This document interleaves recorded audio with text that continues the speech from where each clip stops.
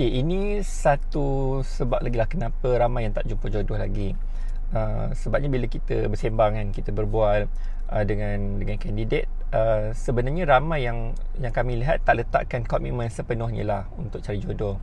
Kita nak cari jodoh, tapi bila tanya berapa lama, berapa kali login kat Tijanah sehari, ramai cakap okey, mungkin tengah malam bila dah habis kerja, dah balik, dah penat kan, sekejap je kan, masa sekejap je lah dah penat kan. Kita pun kalau kita baru nak message orang malam tu, mungkin dia kalau dia reply immediately lepas sejam ke lepas 24 jam baru dia akan dapat reply balik kan. So lama lah. So proses tu sangat slow lah kan bila buat macam tu. Dia macam tak bersungguh-sungguh lah kan. Memanglah kita penat, kita dah banyak benda kita dah buat kan, tapi janganlah letakkan terlampau sikit effort nak cari jodoh tu kan. So memanglah dia kadang-kadang kita penat, kita rasa boring lah, apalah tanya benda-benda basic, buat apa hari ni ke apa semua, tapi that is the process lah kan, the process. What do you expect kan?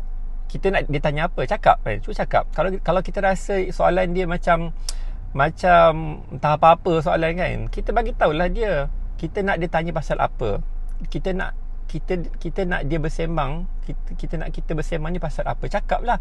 Oh, jangan cakap ini tak kena, itu tak kena, ini tak kena. Bila tanya, awak nak saya sembang pasal apa? Oh, saya pun tak tahu, ikut awak lah kan. Tak baik lah buat macam tu kan. Benda tu tak jadi produktif lah, tak jadi produktif.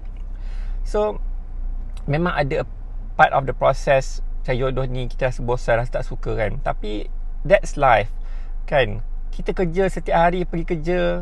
Adakah semua proses kita bekerja tu kita seronok, kita suka?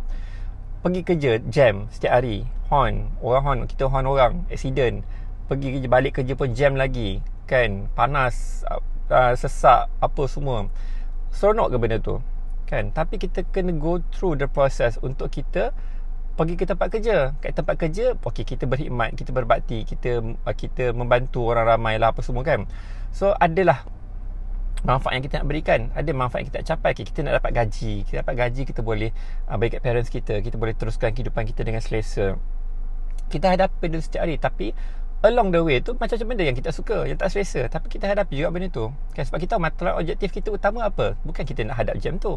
Objektif utama kita nak memberikan nilai lah kan kepada masyarakat. Kita nak survive, kita nak kena ada pendapatan, kita nak menyumbang balik kepada parents kita, bantu adik-beradik kita ke kan.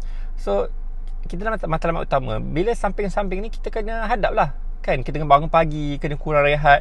Semua tu sebahagian daripada untuk kita capai matlamat kita. Begitu juga cari jodoh kan. Mungkin ada proses yang kita tak selesa, rasa malas, apa semua, tapi kita kena letaklah effort kan. Kita kena letak effort. Sehari tu logilah banyak kali sikit kan. Janganlah tengah-tengah malam waktu orang dah tidur, semua orang dah tidur, baru kita reply message atau baru kita nak hantar message kan.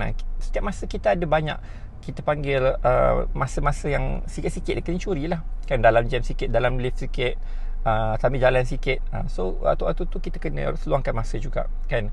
Dan kita kena put an effort, dan kita kena pastikan, kita kena sama-sama lah berusaha untuk menjadikan proses perkenalan ta'aruf kat Tijanah ni produktif kan. Kena usaha lah. Jangan harapkan orang lain je kan tanya kita ke, nak berkenalan dengan kita ke. Kita duk cakap tak puas hati je kan. Orang ni tak okey, ni tak boleh, ni entah apa-apa, soalan entah apa-apa je budak-budak. Kalau soalan je budak-budak, bagi tahulah soalan apa yang tak macam budak-budak. Bagi tahu dia, oh saya nak awak tanya soalan macam ni, ini baru dewasa. Cakap dia macam tu, baru dia faham kan. So jangan kita asyik nak salahkan orang lain, kita letak kesalahan pada orang lain, dan kita give up macam tu je kan. Kita rasa ni useless lah, semua orang tak guna, semua orang tak boleh pakai, semua orang tak sesuai dengan aku kan, bukan standard aku. So benda tu macam tak kena lah kan. Orang lain pun ramai, orang lain pun tak tahu kan. Dia jangka kan, okey, mungkin nak santai-santai je, tak nak benda complicated kan. So kalau nak benda complicated, cakap kan. Orang lain boleh complicated, lagi complicated daripada yang kita nak pun kan. Just ask, just cakap kan, communicate.